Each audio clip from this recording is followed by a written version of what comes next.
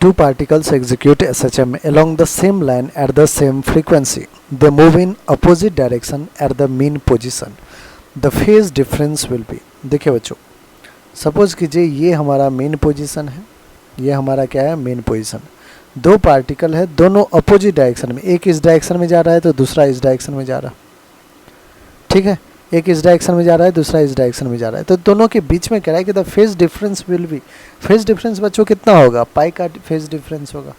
अगर एक पार्टिकल इधर जा रहा है और दूसरा पार्टिकल इधर जा रहा है तो दोनों के बीच में जो फेज का डिफरेंस होगा वो ऑफ कोर्स कितना होगा, वो हो जाएगा हमारा पाई का फेज डिफरेंस होगा। फॉर एग्जांपल बच्चों, हम इस पार्टिकल को जो पॉजिटिव की तरफ जा रहा है, इसको मैं एक्सट्रीम पोजीशन को x इक्वल्स टू प्लस है, लेफ्ट एक्सट्रीम को माइनस से लिख सकता हूँ।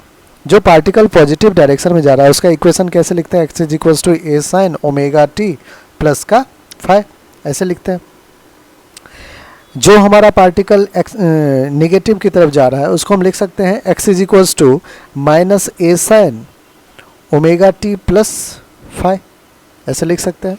कह रहा है कि फ्रीक्वेंसी सेम फ्रीक्वेंसी है, सेम लाइन पे ट्रेवल कर रहा है। अब बच्चों इस माइनस साइन को अगर मुझे एडजस्ट करना हो अंदर, तो इतना तो हमें ट्रिग्नोमेट्री आता है ना, a sine omega t plus का फाई और प्लस का पाई लिख सकते हैं, sine 180 plus theta minus sine theta.